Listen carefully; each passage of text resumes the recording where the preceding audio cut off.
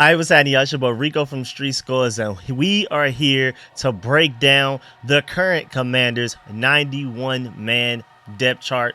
And we're still currently like in the middle of OTAs, still have a few more OTAs practices. Then we move to mandatory mini camps, and then we'll eventually be the training camp. And I can't wait for preseason and of course the regular season. So I'm saying all of that to say that we're very early into the off-season practices right now. I mean, Jayden Daniels, even though we assume he's the starter and he already looks like the starter, more importantly, but he hasn't even been announced as the starter. So I just wanted to do this very early look at what our depth chart looks like right now. You're even going to see question marks next to some of these people's names because we're not exactly sure. Let alone who's the starter, who's going to play the most. We have some position battles we still got to get through that we're very early on right now. But then we also have some players where, I mean, what is that guy's exact position? Is he an outside corner, a slot corner, a strong safety, a free safety, a star position hybrid linebacker? So we're going to do a deep dive and try to figure out as much as we can as possible in this video. But before we dive into all of that, make sure you stiff arm that like button, stiff arm the subscription button, and stiff arm the bell next to that subscription button so you get notification each and every time I release an informative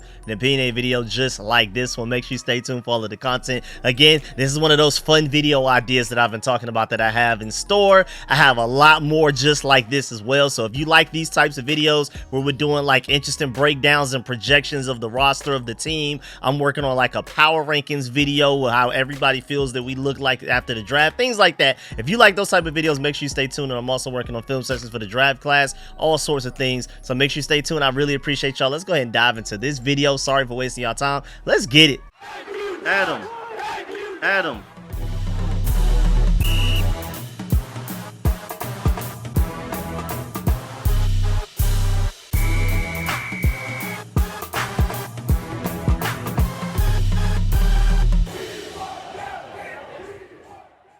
All right, so first of all, as you can see on your screen, you're going to see some people whose names are in gold. Those are the starters, the heavy rotation players. You'll see guys whose names are like a light yellow, like somewhere in between gold and white. That's a guy that may not necessarily be a starter, but he's, you know, he sticks out above the other guys whose names are in white. Of course, the guys in white are the backup depth chart guys. A lot of those guys will not even make the team. We got to get from this 91-man roster down to 53 by the time we're like going into the regular season and everything. So some of those names in white will make the roster, but a lot of them will not. But I just want to give y'all a visual representation of who are the main impact players in each position group. And I can't wait. Again, we have 91 players, just to remind y'all, because we have an international pathway player program type of guy on our roster. Believe he's from Nigeria. I hope I'm correct on that. But the NFL allows you to have an extra roster spot during the off season for international pathway player guys. And when we get to the regular season, they can no longer be on your like 53-man roster when we cut it down. But I believe they do have an extra spot on the practice squad. There's some initiative to keep these guys around, and I love it. I love the fact that NFL is taking the initiative like that, because there are probably some hidden gems out there around the world that just haven't been given the proper chance to show what they can do. But we're not here to talk about that. Let's go ahead and dive into the position group. So starting with the quarterbacks, Jayden Daniels is already obviously your starter. I mean, we can already tell that right now. That's just a done deal. I feel like it's safe to assume, man. I mean, the way like I already said, it's not even just the fact that we took him second overall. We should already tell you that he's the starter just from that alone. But he's also looked like the starter. People at practice like Logan Paulson and John Common, those guys have even said that when it comes to like quarterback nuance things, like going through your progressions quickly, getting to your third and fourth read and getting the ball out of your hands quickly before the pressure can get to you, Jayden Daniels is already doing that better than seasoned veteran Marcus Mariota, who's been in the NFL for like 7 years already. Jeff Driscoll's already been in the NFL for a few years. And Sam Hartman, people talk about Jayden Daniels being a fifth-year player in college, but Sam Hartman is even older than him, I believe, and played a little bit more than he did. So I'm telling you, Jayden Daniels, even though he's a rookie, he doesn't look like one. I'm not going to sit here and do like a deep dive into the quarterbacks right now because we have the rest of the roster to get to, but I do want to let y'all know that y'all should be optimistic about Jayden Daniels' ability to not only be a great quarterback long term, because I truly believe that as well, but most importantly, what we're concerned about today is, can this guy go out there week 1 and potentially have what it takes to lead us to a victory against the Tampa Bay Buccaneers and Tampa Bay? Jayden Daniels gives us a solid chance there. We can talk about the roster up and down. Are we Super Bowl contenders? Are we playoff contenders? Are we not ready yet? It's first year to rebuild. But I feel like Jayden Daniels will already be a good enough quarterback week 1 to where if the rest of the roster is doing what they're supposed to do, we can march into Tampa Bay and win week 1. But of course, everything's very early. We still haven't seen Jayden Daniels even get into like full contact 11 on 11s yet and have real simulated pressure coming at him and things like that. So we'll see how he adapts to that. But so far early in OTAs, he looks good, but that's why I want to keep emphasizing these are early OTAs, early offseason practices. We're still in the month of May, but I do feel optimistic, I'm not gonna lie. Moving on to the running backs, and as you can also see at the top 3, at the top corner, I'm telling you like how many the previous regime kept on the 53-man roster, the final 53-man roster going into that regular season. The very first 53-man roster that we had going into the regular season, week 1 of 2023, that's how many. And then of course the number next to the position in the top middle of the screen is where how many guys we have on the roster right now in this 91-man roster. Now, of course, Brian Robinson and Austin Eckler are your starters there. It's really interesting to see who's going to step up and be that third guy. Based off of everybody that they brought in this offseason, whether it be Jeremy McNichols as a veteran free agent or Michael Wiley and Austin Jones as undrafted free agents, all of those guys are third down pass catching backs. And does that mean that they prefer their third running back to be that type of guy, especially in the Cliff Kingsbury's offense, where Brian Robinson already said that we're going to run way more up-tempo here than we ever have since I've been drafted here and things like that? Or are they bringing in all of these pass-catching backs because they already have Brian Robinson and they already like Chris Rodriguez enough for him to make the roster? Maybe they plan on keeping 4 running backs, and maybe they want that 4th one to be a pass-catching back. We'll see. Or maybe, again, back to my first theory, the prior, that maybe they just don't even really like Chris Rodriguez like that. They're just keeping him around to see if he improves, and by the time we get to the 50-man roster, they're not married to him in any sort of way. He was like a 5th round draft pick by the previous regime. Specifically, that was known as like Eric Bieniemy's pick of that draft. He literally selected him. Eric Bieniemy clearly isn't here. So if this regime, Adam Peters, Dan Quinn, Cliff Kingsbury, and these guys do not like Chris Rodriguez, they could easily move on from him. Nobody would be up in arms about it necessarily, at least not the majority of the fan base. I would be able to understand if they prefer like a Michael Wiley or Austin Jones if they balled out in training camp, but we'll see. Not very likely. Chris Rodriguez is more seasoned than those guys, and Jeremy McNichols just straight up isn't that good in my opinion. So I think Chris Rodriguez does have an honest chance of being that third running back. We only keep 3, but clearly based on the guys that we've all brought in this offseason, including Austin Eckler, that's 4 free agents, 2 veterans and 2 undrafted free agents right there. All of those guys are pass catching backs. Cliff Kingsbury seems to have a type. Moving on to the wide receivers, this is one of the most chaotic groups on the entire team because the last regime only kept 7. I wouldn't be surprised if this regime only keeps 6, just because of how many good tight ends we have, how many good defensive backs we have. They may take one of the receiver spots that the regime left open that they held on to keep 7 there, and give that position group away, that number, one of those spots, to like another position group. Again, when you're like at the back end of the roster, you're not only competing against other, in this case, receivers on the team, you're competing against other guys in other position groups, and you really need to be a strong special teams contributor, which is why, I mean, I could see us keeping an additional linebacker. We'll get there, but Anthony Pittman was like a special teams ace for the Lions when we brought him over as a free agent just this past free agency a couple of months ago. Larry Izzo clearly has an eye for that guy. He really likes him, and so I wouldn't be surprised if we take away one of the 7 receiver spots that we kept last year, only keep 6 to keep a guy like that, is my main point. But getting back to the receivers specifically, Terry McLaurin, Luke McCaffrey, Jahan Dotson are clearly your top 3. De'Ami Brown is arguably our best blocking wide receiver, so I think he makes the roster, even though it was weird that they gave 2nd round rookie Mike Sainristil his number 2. Out of all of the numbers they could have given him, they could have taken that number 0 from Marcus Mariota like I hope they would and give that to Mike Sainristil, because that's the number he had in college. I'm pretty sure if he had it his way, away, that would be the number that he would get. I don't know why we're not taking backup quarterback numbers away from them and instead taking away a wide receiver that we actually do hope plays in regular season games. We don't hope Marcus Mariota ever steps on the field in a regular season or postseason game. Dyami Brown, we do. Even guys that aren't Dyami Brown fans necessarily would prefer to see a Dyami Brown on the field than they would to see Marcus Mariota. So I'm still not exactly sure why we just decided to take away the number from Dyami Brown. But by the way, my main point is, I was looking like, okay, maybe this regime doesn't like Dyami Brown that much, and they were willing to give away his number to a second-round rookie that's clearly making the team. But I'm assuming Mike Sainristil is probably going to end up getting a new number, or Dyami Brown. Somebody's got to get a new number. They both can't have number 2 going into the regular season. And Dyami Brown, again, so far, I mean, you could even see it on tape at times last year, but so far from what I'm hearing and reading all about what we've done so far in OTAs, Dyami Brown has been our best blocking wide receiver, even better than Terry McLaurin, and that was like one of the things he was mainly known for coming out of college. Hey, when in doubt, this guy can block type of thing. That was like his ace in the hole. The reason you could kind of excuse draft him in the 3rd round, it was the athletic tools, how fast he ran his 40 time, and how good his hands were, but also how great of a blocker he was. Dyami Brown's an even better blocker than him. Now, I'm not the biggest Dyami Brown fan.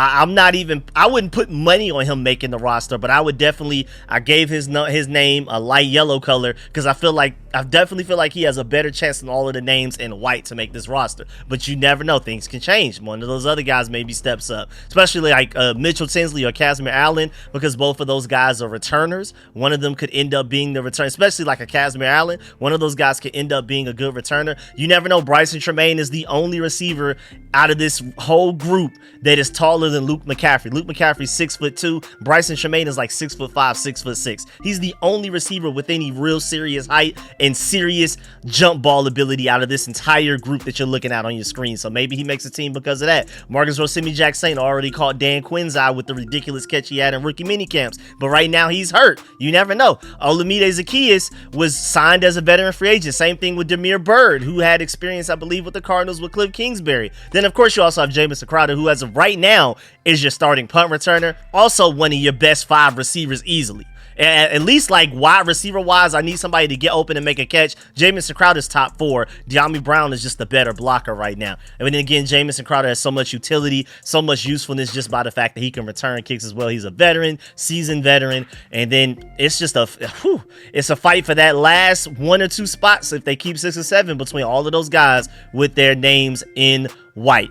Keeping it pushing, tight ends. The last regime kept 4. I mean, Colson Yonkov is just obvious. Like we can do without him, even though I do like him. I'm not gonna sit here and just dismiss him like that as if he's just has no chance of making the roster. I like his talent, but just assuming that he doesn't make it, he probably more than likely lands on the practice squad. If we're only potentially keeping 4 tight ends, which is very likely, who's not going to make it?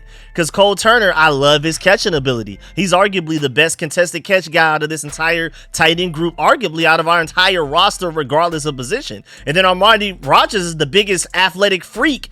Probably, it's literally him and Jeremy Chin, the biggest athletic freaks on the entire roster. Armani Rogers is probably our biggest athletic freak, at least on the offensive side of the ball, and especially in this tight end room. So you could argue he has the highest ceiling of any tight end that you see on your screen right now. That's going to be really tough, but I like this tight end room that we have. We have some floor with Zach Ertz, who's Mr. Dependable. He's always going to be open and catch everything for Jaden Daniels. You have Mr. Dependable and John Bates, arguably the best blocking tight end in the NFL, and he will catch a pass if he's open. He's not going to give you much after that, and you gotta hope he doesn't fumble, but he will catch a pass if he's open. And then Ben Sanat, the Swiss Army knife that can, I mean, he's literally just a freakish athlete version of Chris Cooley, who can play your fullback. He can, I mean, there's times in college in his tape, Kansas State, where he's like the running back next to the quarterback in shotgun. So he's like a halfback sometimes too. He's your inline tight end. He's your big slot like a Mike Gesicki. Sometimes he's all the way out wide. This man literally does everything. I love the tight end group right now. I felt like we addressed it very well this offseason, and now we have a good problem on our hands.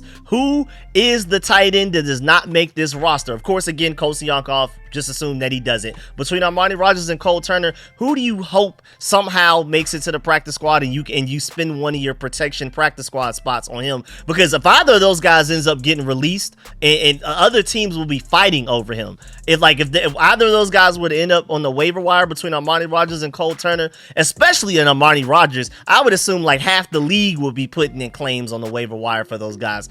just because of the ceiling alone, especially on Armani Rogers' side. But again, I like Cole Turner a lot. I feel like the last year the Commanders did him dirty by basically making him like healthy scratches going into some games. Still confused about that from Eric Bieniemy. I would love an explanation for that. Love Cole Turner's talent. But again, this is a great problem to have. You have so many good tight ends, you don't even know which ones are actually going to end up making the final 53-man roster. And we couldn't have said that a few months ago when all we had was John Bates, John Bates, Armani Rogers coming from a bad leg injury, and he looks to be basically like 100% right now from everything I'm hearing in camp. And Cole Turner, who barely played last year, who was a healthy scratch in a lot of games. Those were your 3 tight ends for a minute. For like that was it entering free agency. And I feel like they did a great job snagging Zach Ertz and Ben Sinnott to include in that tight end room. Now moving on. Now you have interior offensive linemen. Last year's Commanders. Again, I want to keep emphasizing this though. Just don't assume that Adam Peters and Dan Quinn and these guys are going to do the same thing that Rivera and them did last year.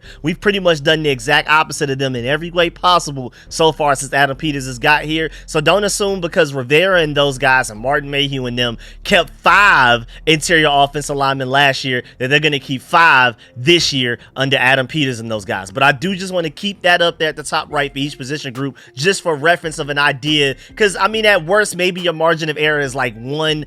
I doubt it would even be 2, but maybe 2. But I really feel like your plus or minus is really only 1 there. So they'll either keep 5, maybe 6, maybe 4. That's as far as it goes. That's why I like having that reference up there. But as of right now, we have 8 interior offensive linemen. Now, offensive linemen are weird because some of these guys can also double up as maybe like a tackle.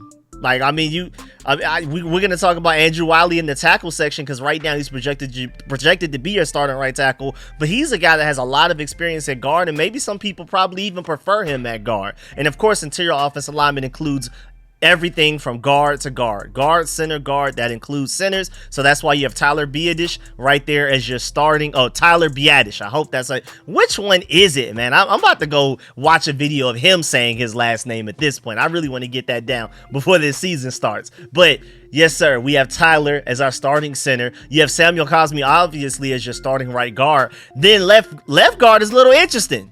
Because Michael Dieter, maybe him, doubt it, but Chris Paul, I mean, he showed flashes last year. He wasn't perfect. He was fairly inconsistent, but his ceiling is arguably one of the highest out of this entire picture that you're seeing right now. Samuel Cosmi is probably the only person with a higher athletic ceiling than Chris Paul does. And then you have Nick Allegretti, who was pretty much a backup until injuries happened, and then he stepped up big time for the Chiefs in their Super Bowl run last year, but he's mostly been a backup his entire career. Is he ready to take over as a starting left guard? Now, when I remember the video of him talking about when he signed his contract and he was happy to join the Commanders, that he basically felt like, yeah, I'm coming here to start. That's my whole plan. So I'm assuming he's a starter, but I wanted to put that question mark because I wouldn't put your life savings on it. I would not be surprised at all if Chris Paul ends up becoming our starter by week 1, but you never know. I think they brought Nick Allegretti here to start, but again, you just never know. If I had to put money on either one, it would be Nick Allegretti, but if I had the choice to put money or not put money, I wouldn't, because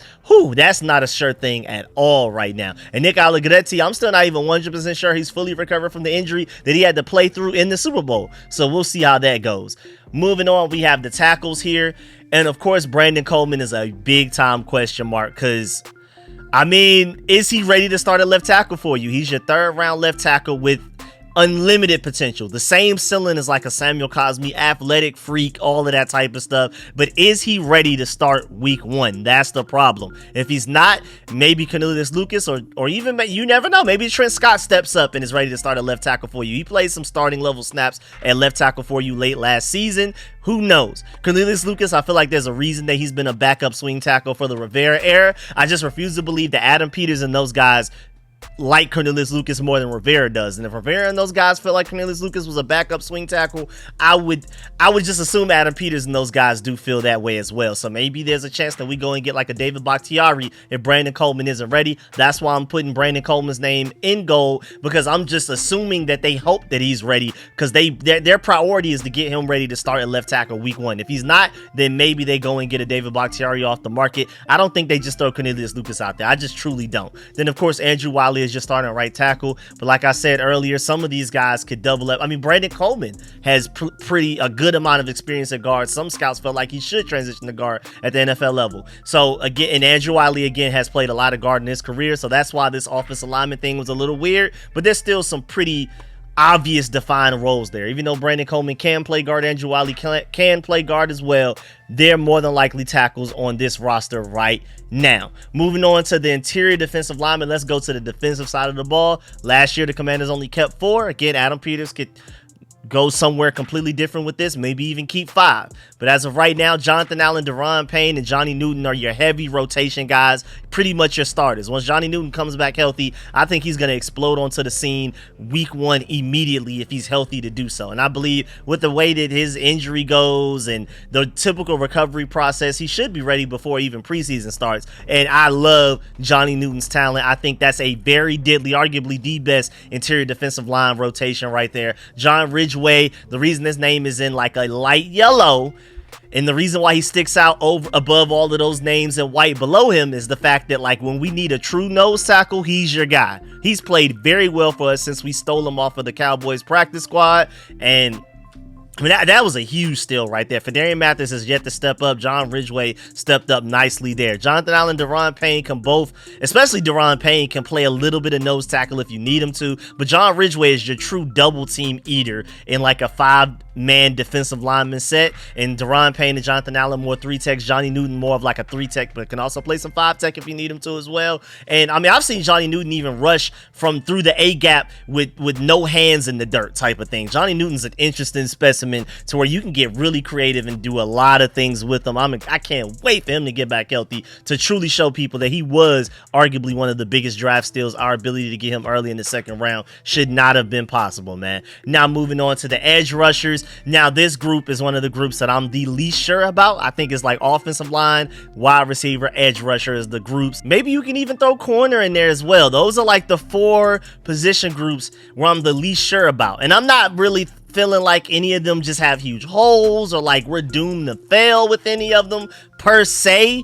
But I do feel like those are your 4 groups that you have question marks about. All of the other groups, I'm excited. I can't wait. I think we're not only just good, but maybe even dominant. I'm really excited about this tight end group. I believe in this running back group. I love our quarterback in Jaden Daniels. I love the talent in our safety group, arguably the deepest position group we have on this entire team. We're going to end up cutting a really good player in the safety group. I'm letting you know that right now. There's going to be teams out there waiting to find out which of these safeties we end up cutting, because a lot of them have a lot of talent. So in the linebacker group, I mean, Lord have mercy, went from arguably one of our weakest groups, if not the weakest group we had on the roster just a few months ago, to arguably our strongest within just a few months. Insane. So again, when it comes to edge rushers, offensive line, cornerbacks, and wide receivers, those are the groups where it's kind of like, okay, I may like the starters, but where's the depth? Or even if we do have some depth, we don't have any guys that truly stand out. That's more of this edge rusher group. The receiver group, I'm looking at the depth like, okay, who's going to step up and be that true 5th and 6th, maybe even 7th receiver to force them to keep a 7th one? Who's that guy that's going to step up big time outside of Terry McLaurin, Luke McCaffrey, and Jahan Dotson? The edge rusher group is kind of the opposite. I feel like we have a lot of good depth. The problem is, do we have any certified? We don't have a Terry McLaurin of the edge rusher group. We don't have a Jahan Dotson. I'm not even sure if we have a Luke McCaffrey. I'm really excited about Dorrance Armstrong in an expanded role where he plays far more snaps. He's not a backup behind Dexter Lawrence and Micah Parsons. He will now be a starting edge rusher. So now if you double his snaps, will he give you double the production? Because if you did, he would be a double-digit sack guy, and we haven't had that in forever. So I'm really excited about Dorrance Armstrong's potential, but I got to see it to believe it. Cleveland Farrell has not lived up to the hype of him being like a top 5 pick or something like that a few years ago, but he is a really solid edge setter and run stopper. Dante Fowler is actually statistically coming off his best season of his NFL career. Another guy that has never lived up to his draft pick position as well, but at the same time, he's coming off of his best statistical season last year. I'm hoping he carries that momentum here, because he's your situational pass rusher that can, absolutely put the fear in quarterbacks' hearts on obvious passing downs. And then KJ Henry has shown flashes, man. So I hope we give him as many opportunities as like a starter in training camp, and then if he's ready, give give him the starting job opposite of Dorrance Armstrong. If he's not, Cleveland Farrell can step in and be a run stopper. Dante Fowler can be a pass rusher until KJ Henry continues to develop. F.L. Bada, a good guy that shows a lot of flashes. Javonte John Baptiste has some potential, who we drafted in the 7th round, but that may take some time. And then you also have Andre Jones, who we took in the 7th round last year, and Jalen Harris as well. Again, it's a lot of talent, but who's ready to step up and be that guy? I'm not exactly sure, but at the very least, we have a coaching staff in Dan Quinn and Joe Wood Jr., who are arguably like the most creative pressure designers in the entire NFL. Like when it comes to mixing up coverages, disguising coverages, simulating pressure outside of just the defensive line with linebackers, DBs, and things like that, not too many people do it better than Dan Quinn and Joe Wood Jr. So even though our edge rusher group isolated, I don't necessarily love their pass rush potential there, especially consistently outside of Dante Fowler. We'll see what Dorrance Armstrong does in a more expanded role, but at the very least, we have a coaching staff that can make up for that. So I would love to go get like an all-star edge rusher, but we'll see. I think we can make do with this year, especially since I feel like our overall defense is going to be so solid. I think we have a top 10 group. I wouldn't be surprised if we finish the year top 5, just mostly because of the linebacker group we have. I'm super excited about that, which takes me to the linebacker group right now. Again, last year they kept 4, but I wouldn't be surprised if they find a way to keep 5, because Anthony Pittman, who you see at the very bottom in the middle, is one of the best special teams players in the entire NFL. He doesn't provide much at all as a linebacker, but he's probably going to make this team because of that. And then the 4 guys above him on the depth chart, Frankie Louvu, Bobby Wagner, you already know how they get down. I mean, we just, again, went from linebacker being our worst position group to arguably the best on the entire team. That's our biggest jump right there. We can talk about the tight end room. We can talk about so many different position groups on this team, but linebacker probably made the biggest leap from 2023 to 2024 as far as improvement goes. I mean, Jamin Davis literally went from your best linebacker to your 3rd best, and that's a great thing. I'm very high on Jamin Davis. I love his talent, and the fact that now his situation is weird because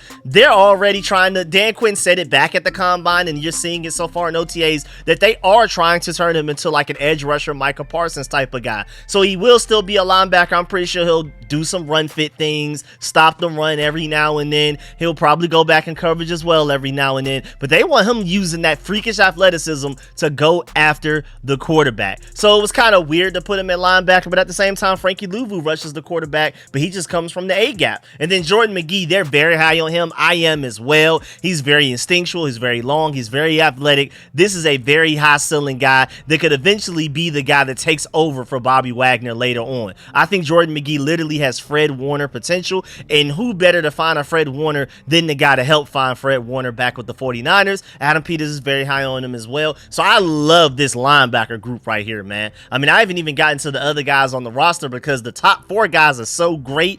I'm very happy with what we have. I'm just hoping that everybody can stay healthy, man, because this linebacker group could be dominant. It can be elite. It can be one of the best in the NFL if everybody stays healthy. And Jamin Davis not having to worry about stopping the run as much is going to unlock his potential. He'll be thinking less and moving more. A proactive Jamin Davis that doesn't have to think a lot is a dangerous Jamin Davis. I'm telling y'all that right now. I'm super excited. He's already been showing some elite traits and doing some like athletic bendy things, some agility things when they've been doing edge rusher drills that not many people in the NFL can do right now. There's still a lot of rawness to his game because he has never been just a true edge rusher yet in his career. So of course he's been inconsistent, but when like he flashes, he's flashing very brightly there. So I'm super excited. Now moving on to the outside cornerbacks. This is another chaotic group. Clearly Emmanuel Forbes, Benjamin St. Juste, and Michael Davis are your top 3 outside cornerbacks. I'm separating this from outside cornerbacks from the slot cornerbacks to the other guys. Now granted,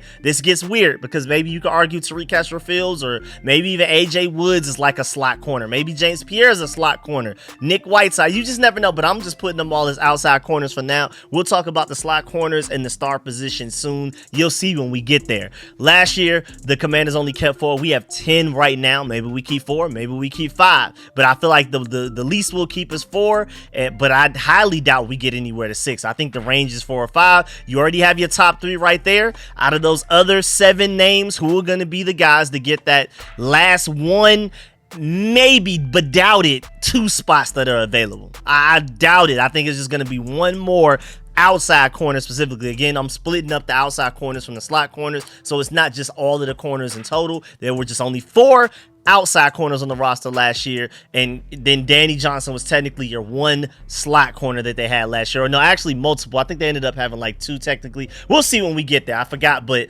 either way, man, one more spot basically to be like the most realistic possible. All of those 7 names in white, there may be only one spot for all of them. Chiggy has some potential to him.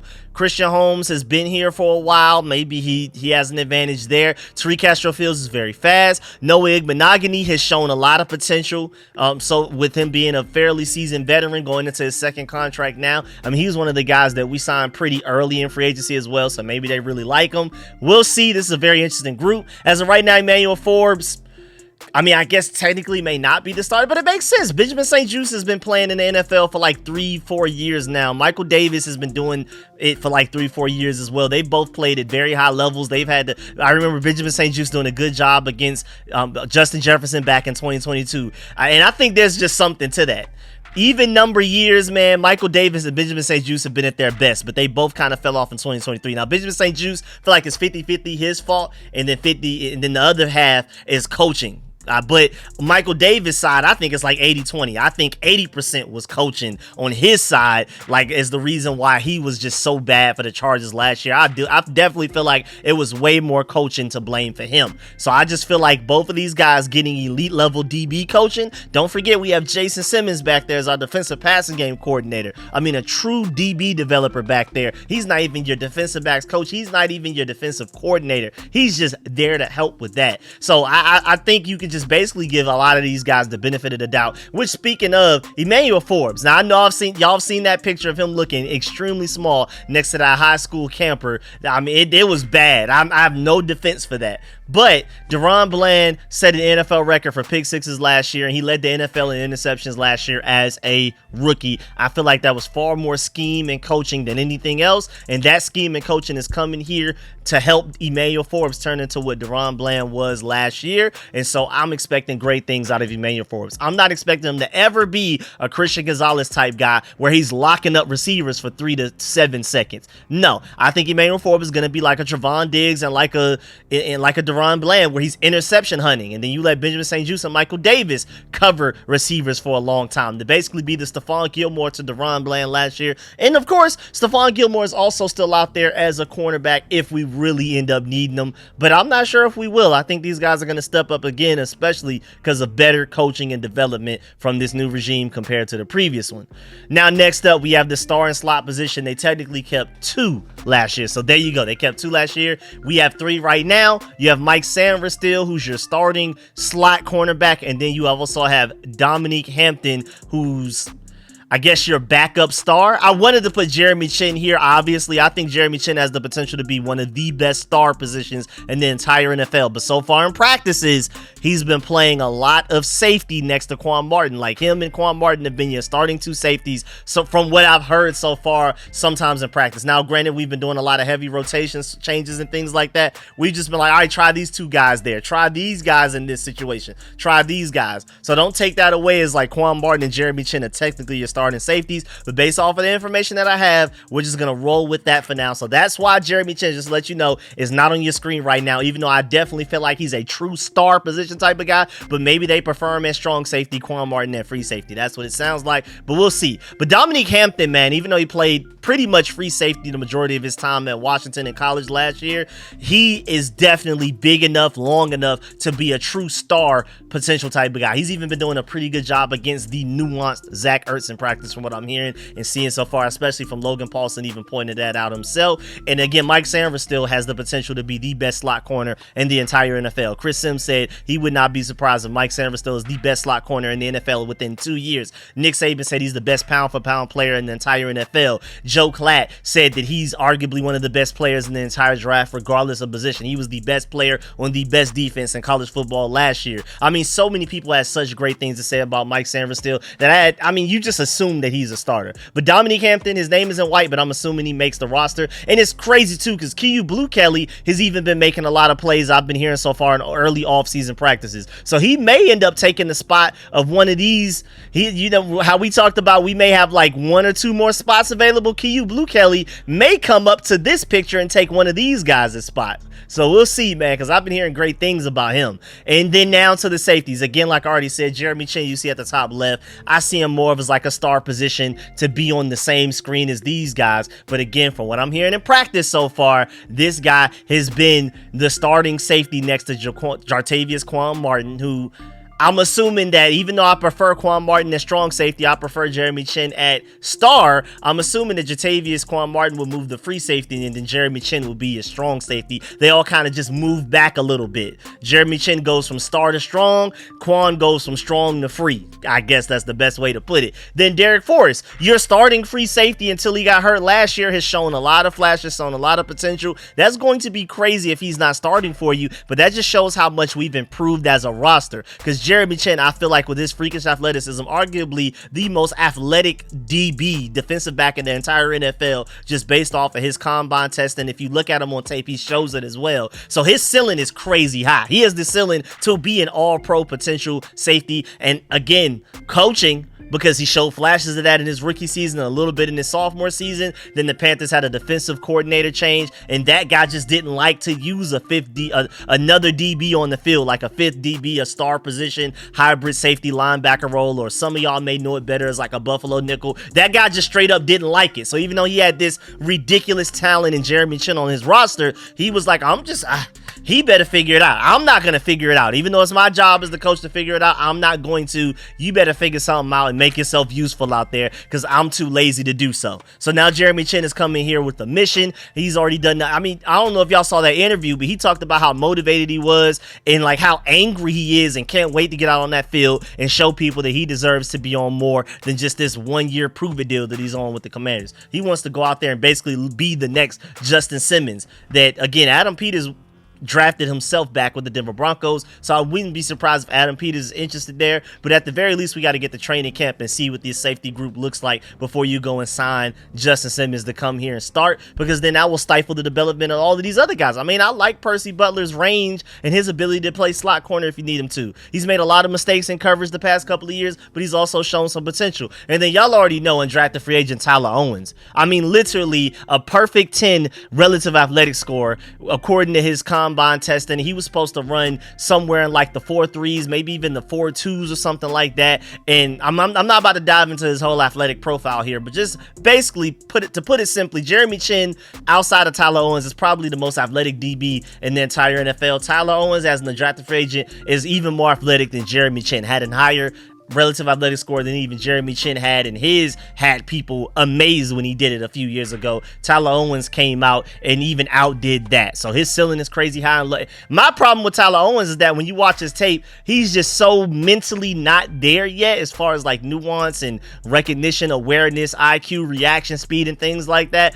that like he's just not playable today. But then so far in early offseason practices, Logan Paulson has said that he's noticed Tyler Owens flash a little bit. Sometimes you see that freakish athleticism and that he's starting to put it together. And if Tyler Owens is playable, that's a ridiculously high ceiling that, I mean, I don't know how you keep him off the field. So your top 4 safeties right now, Quan Martin, Derek Forrest, Jeremy Chin, and I'm just going to throw Tyler Owens in there just because I'm a big fan of his. That's a ridiculously athletic safety group. I mean, remember, Quan Martin had one of the highest verticals in safety combine history, and he's the least athletic out of these 4 guys. Like, that's absolutely insane, man. This safety group is so crazy talented, it's not even fair. And then lastly, before we get up out of here, of course, you have Tressway as your starting punter, Tyler Ott as your starting long snapper. Thank goodness we're done with the Cameron Cheeseman saga. And then you have Brandon McManus, who I've already done a full video breaking down as to why he may not even be here sometime soon. We may end up releasing him and be in the search for another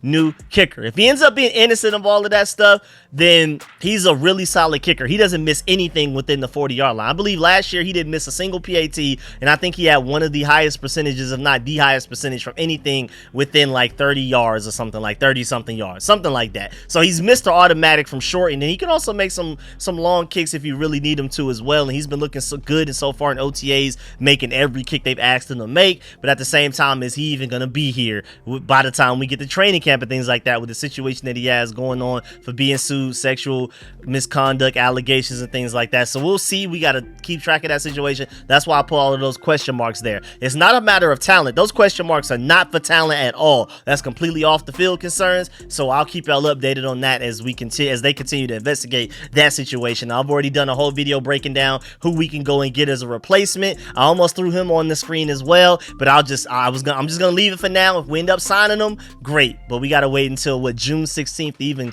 consider talking to that kicker from the UFL, my boy Jake Bates. But either way, man, that's the end of this video. Please get in the comment section. Let me know how you feel about everything discussed in the video. Please stiff arm that like button, stiff arm the subscription button, stiff arm the bell next to that subscription button so you get notification each and every time I release an informative and opinionated video just like this one. Make sure you stay tuned for all of the content. Again, I'm so excited because I have so many ideas for y'all, man.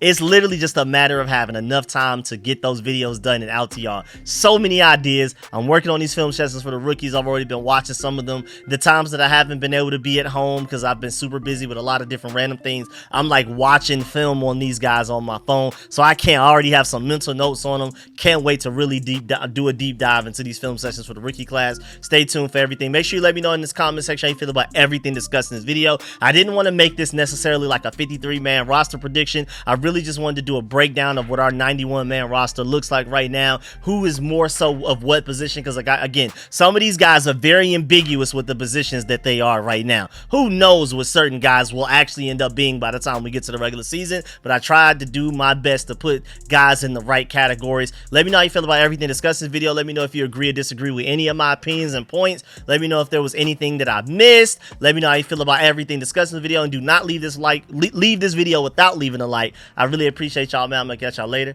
I'm out. What's up, my late crowd? Yes, sir.